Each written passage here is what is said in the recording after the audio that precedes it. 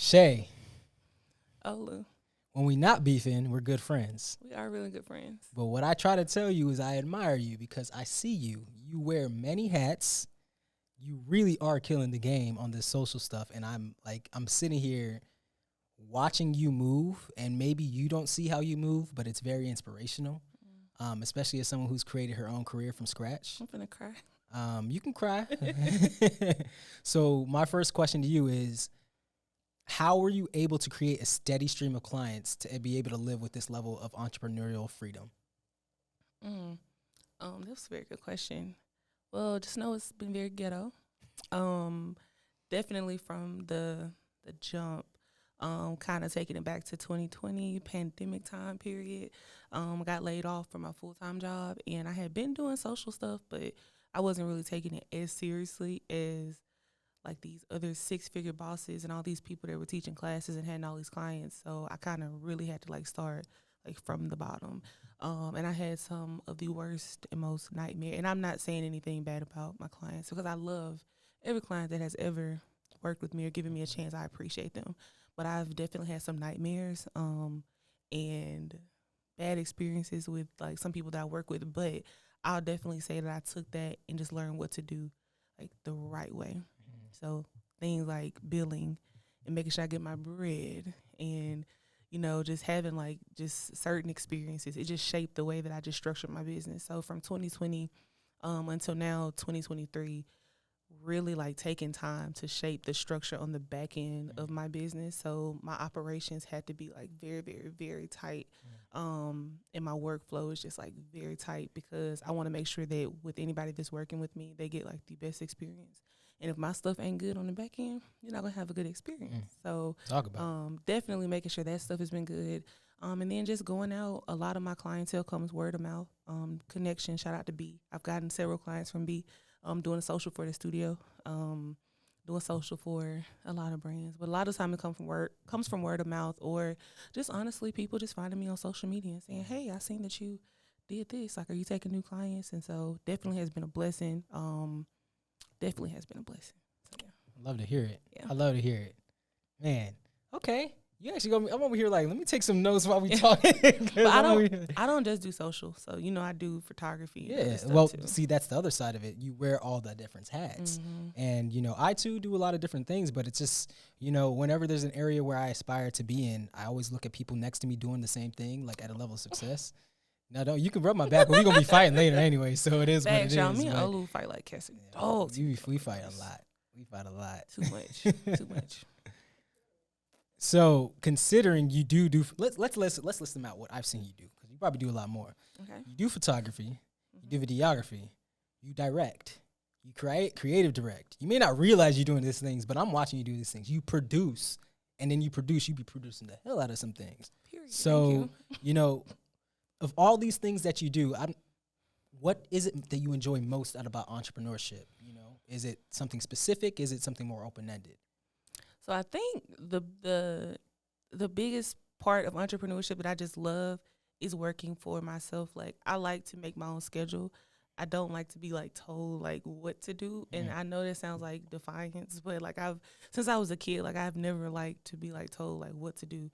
And that's why I just struggle with it so much. And so when it's come to me working, because I've had great full-time corporate jobs that I've walked away from because I've just never liked to have somebody in control of my everyday life. It's just always been stressful for me. Yeah. And with me being an entrepreneur, don't get it wrong. I can go to sleep late and wake up late, but just know when I'm up, I'm hustling. I'm working super, super, super hard. So I think a lot of times people get entrepreneurship, especially people that aren't familiar with entrepreneurship, they can just take it as, she just chilling, they can take a flight and do X, Y, and Z every day. And it's no, that's not the case. I got to work super hard to make sure I have the money to go and take the trip that I really will only get to take one time out of the year if I'm not super busy.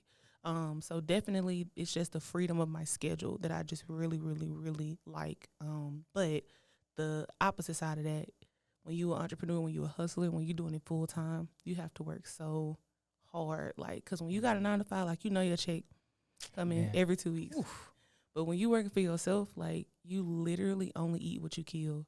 And if you don't go out to kill nothing. Like, my boy. Yeah, you gonna be hungry. They gonna cut them lights off. It ain't gonna be a good scene, but yeah. That's a real way to put it, man. You only eat what you kill. Period. You really have to have that like hunter mentality to go out and get these things. That's what I'm seeing in you, man. Like, and I know, like I said, I'm gonna be beefing with you when we cut the mics, but I'm gonna give you your flowers right now because you deserve them. You can get my cupcakes too. You get your cupcake. No, we ain't giving you the cupcakes. Y'all, Olu's took my cup. That's another story. Yeah, we're gonna keep tossing them cupcakes. See, we talking about accountability, right? God, next See, topic. this is us fighting. This is us fighting right here.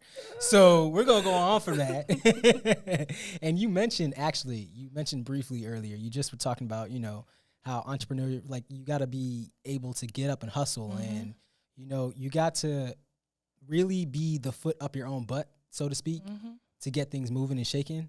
So what would along those lines, what would be the best piece of fearless advice you'd give to another creator trying to create a career from scratch, like Shay Abrams? The number one thing is definitely like surround yourself with a community of people who get it. For me, like I'm first, other than my grandfather, like I'm the first entrepreneur in my family. Like when I told my folks I was walking away from my full-time job, like the first time I told them, I was like, I'm going to do somewhere. It's like, girl, whatever, save up 6 months of your bills, and then if you want to take a break, then go do it. The second time, like, I was so fed up with my last corporate job. I called my grandma, and I was like, I have to quit that job today. Like, I can't do it no more. And even though it took her a second to come around, she was like, you know what? You got to do what you got to do. You have to do what you got to do to make yourself happy and to be good, like, within. Yeah. And so luckily I had such a great community of other entrepreneurs and women who call me crying in the middle of the night because we're literally exhausted from working all night, but we know, like, boom, like, we still got to get this work. I have friends who call me crying photographers, like, you done shot all day long, literally exhausted. You just want somebody to stay on the phone with you while you're driving home to make sure you make it home, don't fall asleep behind the road. Like, that community, like, that level of, like, people who get it is so important to have, because not only will they continue to, like, put you on to opportunities. Like, a lot of my opportunities I've gotten since I've been in Atlanta from Birmingham have been from, like, my friends, like, my inner circle. But they're going to hold you accountable, my good brother. Accountability, and they're also going to just be that support that you need sometimes. Like, you just need to cry because it's been a hard month, and it's like, dang, like, what I'm supposed to do? Well, we're going to cry, we're going to get it out. But as an entrepreneur friend, I'm going to also help you plan out what you need to do for next month in order to reach your goals. So having that community is important. And then also, just honestly, keeping a relationship with God, you know, if you identify, definitely have a strong prayer life. And be intentional about the things that you speak, that you want to see. Like, if you want something to happen in your life, anything is possible. You just got to go out there and make it happen, but you have to speak positively. So that's definitely, like, my biggest pieces of advice. So, yeah. Hope I answered that well. That's Shay for y'all people. She did it. Now we going to go fight, but I appreciate you. Yeah. Oh, my God, my audio.